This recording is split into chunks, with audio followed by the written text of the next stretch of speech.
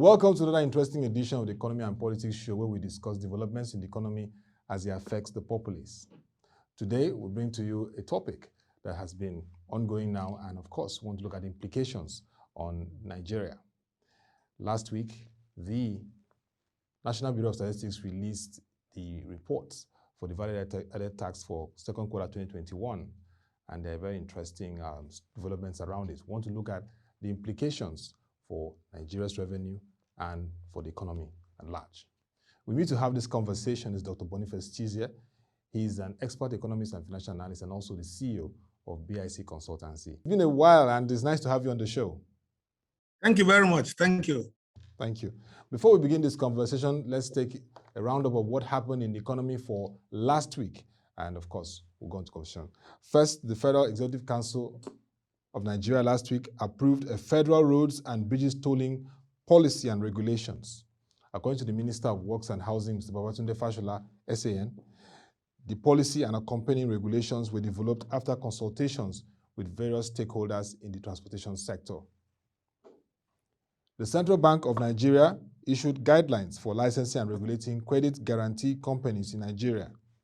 This, according to the CBN, is designed to improve access to lending for micro, small, and medium enterprises.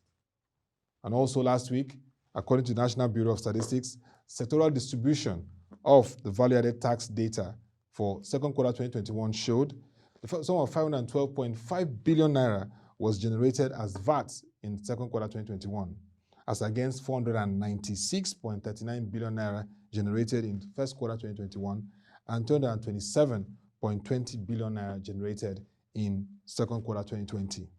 This represents a 3.2% increase quarter on quarter and a 56.56% increase year on year in VAT. And that's the wrap-up of what happened, key developments happened in the economy last week. We take a short break, and when we return, we'll have this conversation proper with Dr. Boniface Chizea.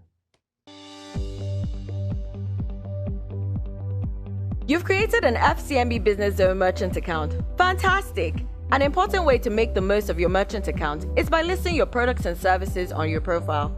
Nothing beats letting your customers know what your business is all about and the values you offer. To upload your products and services on the Business Zone, follow these quick and easy steps.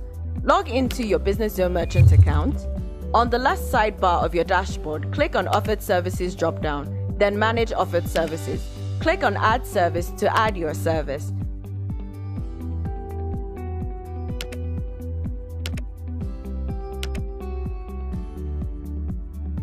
Don't have a Business Zone merchant account yet? Please visit businesszone.fcmb.com/sign up to create one. For technical support, please send an email to smehelpdesk@fcmb.com. Upload your products and services on the Business Zone today and make the most of the new opportunities to expand your business. CMB, my bank and I. Welcome back, and if you're joining us on the Economy and Politics Show, it is a very interesting conversation today we have on the second quarter 2021 value-added tax data report for Nigeria, which showed that the country generated 512.5 billion naira, a significant rise from the previous quarter. So progress is shown in terms of the VAT generated. And with me to have this conversation is Dr. Boniface Chizea, an expert economist, financial analyst, and CEO of BIC Consulting Service. So Dr. Boniface, let's go straight to the fact that we had a 3.2% quarter-on-quarter rise in VAT. What are the implications of this for our revenue as a nation and the economy at large? Well, I think that it has salutary implications for our revenue. Now, one of the problems we've had in this economy is that of fiscal sustainability, and to a large extent, we're saying that these fiscal authorities are not being able to generate revenue that is adequate, for driving this economy. What's important is, for instance, that the revenue from taxation and sundry levies and charges should at least drive, the recurrent expenditure. And somehow, for a long time, we're falling short of this target. We're not been able to, to meet this target. For a long time, Nigeria has been described, if you look at our revenue particularly tax revenue to GDP, it's compared to our competitors, we've not done too well. So I think that it's good for this to be happening. And in fact, what is even surprising is that the tax from this source, value-added tax, will seem to trump income tax. So for me, I have some problems with trying to reconcile this, because value-added tax is consumption tax, and income tax shows, to level of engagement, activity comes from. So I think there are lots of issues, that when we begin to discuss with, the mobilization of tax revenue in this country, that we might want to look into. Yes, definitely. And of course, to our viewers, like Dr. Boniface has said, at tax revenue to GDP, the federal government is working out modalities to see how it can increase, at least by 2025, a 15% tax to GDP revenue, which is, like has been said here, is part of what other economies are experiencing, and a lot is being put in place. So, of course, the job of media and the analysis to look at how it's being done and ensure it is done properly. But let's go on to what you've, of course, the breakdown of some of the developments in that report. The performance of the other manufacturing sector, it was the key driver in terms of the highest amount of VAT generated for second quarter 2021. Very interesting that it came from other manufacturing. What must be done in terms of the fact that we've always talked about improving activities in manufacturing and industry level to sustain economic activities there, and of course, see that it continues to contribute immensely to our VAT generated? Well, I think that it's good music to the ears that manufacturing will seem to be the highest sector in terms of percentage contribution to value-added tax. I think that's good news, in the sense that when you have an economy, you have challenges in an economy, particularly the challenge of unemployment. Now, what will bring sustainable employment is when the manufacturing sector is on the tick. So it's good news that it's happening, and that's in spite of the environment, in spite of the pandemic, in spite of everything that's happening, in spite of what people probably would think. The person on the street probably would think that manufacturing sector is almost dead. So I think it's good that it's happening. And obviously, there are challenges confronting the manufacturing sector, which I'm sure that all of us know. So if you start from challenges of infrastructure, everybody knows that, for instance, the power supply, in spite of recent efforts, to try and improve on availability of quality of power supply, which led to tariff increases in some instances, in some places, in some areas, increase of by 100%. That still, it's still a far cry from what we'll see. So if you're a manufacturer in this environment, there are also challenges you have to take on board. So the environment, the infrastructure, power supply, safety issues, and so on. And then even the source of finance, so you want to source finance, and the coupon rates, the interest rates, which we all know that interest rates which manufacturers have to pay on the money that's sourced from the banks. It's on the high side. So they have challenges. So for them to be being the highest contributor, I think that's good. That's good news. I hope that we're able to sustain it. Oh, definitely. A lot has to be done in terms of policy architecture to support the activities in the sector. And let's go on to what you raised about the company income tax for second quarter 2021, which was 472.02 billion naira. How can the federal government, to its fiscal position, I know you've been analyzing fiscal policy, sustain this trajectory, because CIT plays also a key role in revenue for government? Well, I think that one of the challenges we all know, which is quite advertised, is the fact that we're not doing very well in terms of mobilizing physical revenues. So I think that we have some challenge. So I think that from what we've just been reported now, that's the way to go. All hands will have to be on deck, to try and sustain this trajectory.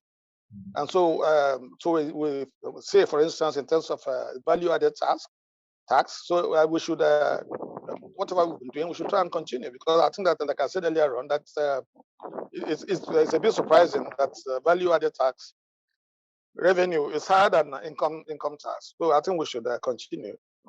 the Federal Inland Revenue Services, well, it's done so well that there have been some celebrations that they've overshot their targets and so on in the media. I will hope that they will stay the course. But I believe that we should not, in this respect, rest on our oars. We should begin to continue to strive, continue to search to see how we can improve revenue from tax.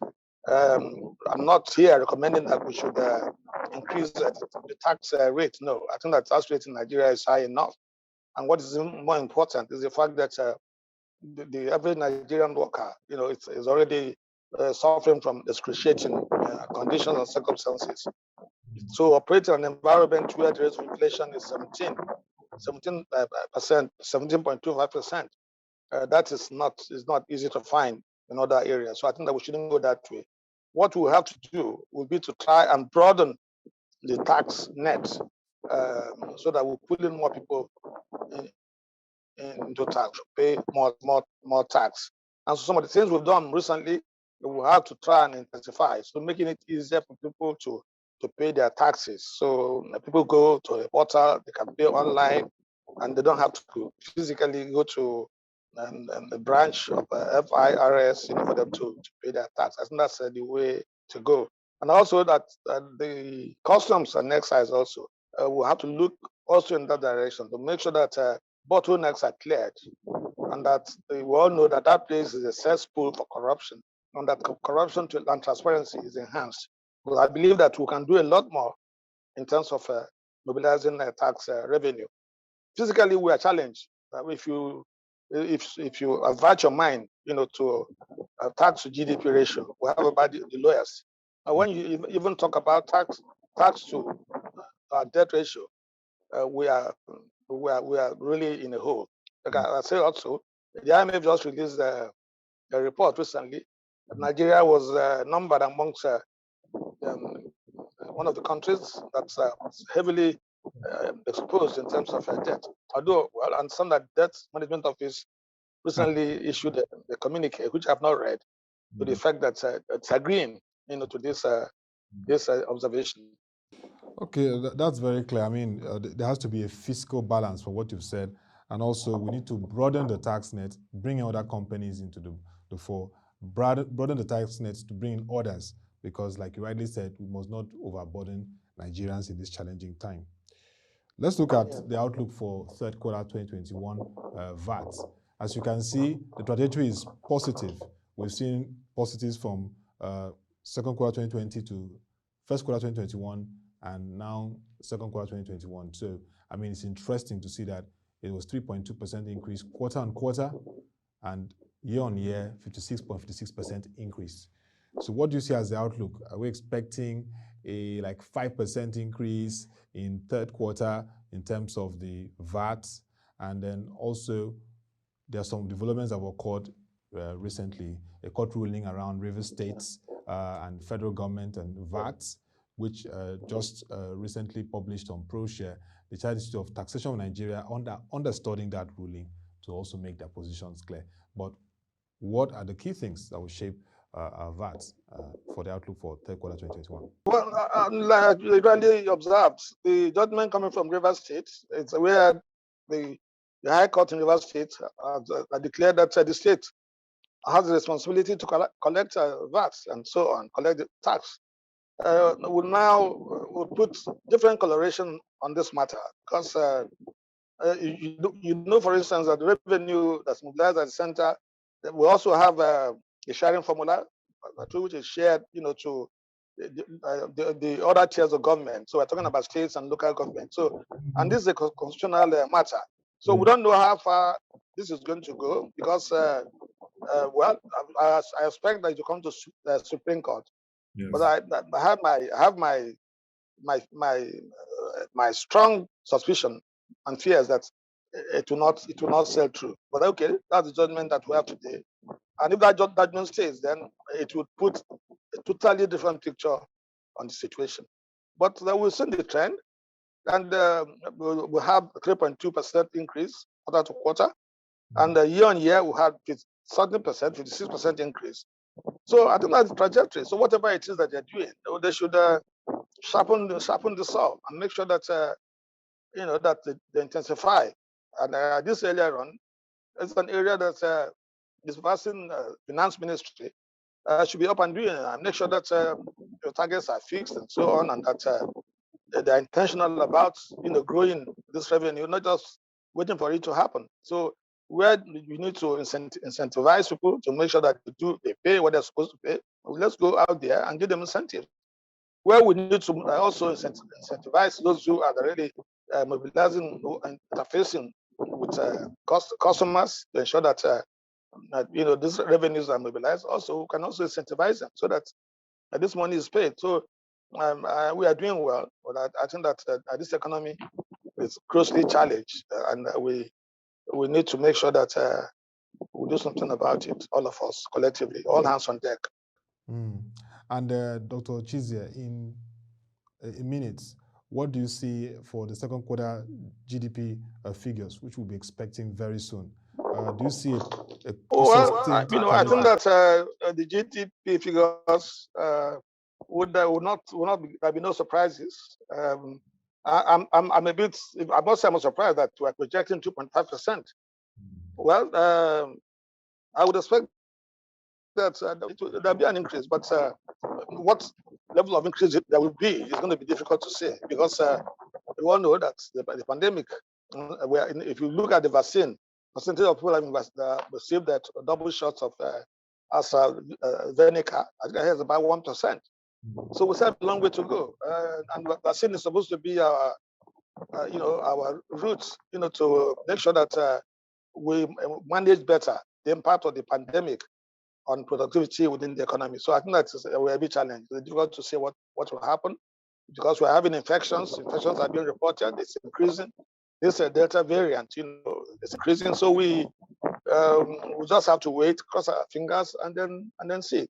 But I think at best we might just have a marginal increase in GDP. Marginal increase in GDP.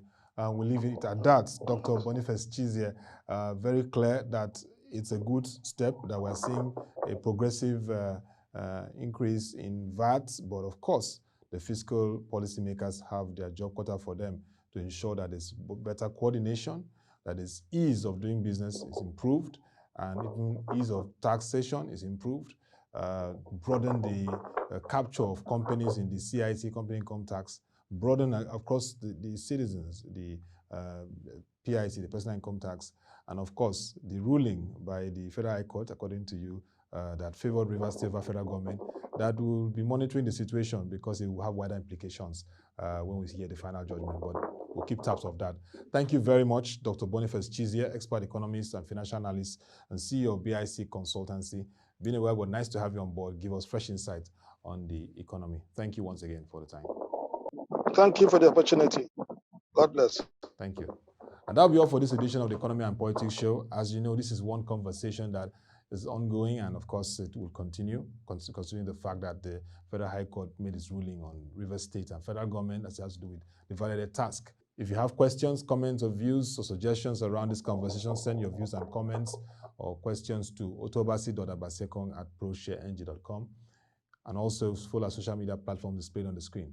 And if you want to get all the updates on validated tax, developments around tax and economy, log on to our website, www.proshareng.com. And when you log on to the website, you can scroll to the right hand of the bar and scroll down, look for taxes and tariffs, click on it. You get all the latest developments, the reports, commentaries, and analysis from various experts around the developments in the tax and tariff space. Let's make it a date next edition, but during this period, don't forget that the third wave concerns are there on COVID, so you need to stay safe to avoid this Delta variant. So come your way again. Thank you for watching and have a nice day.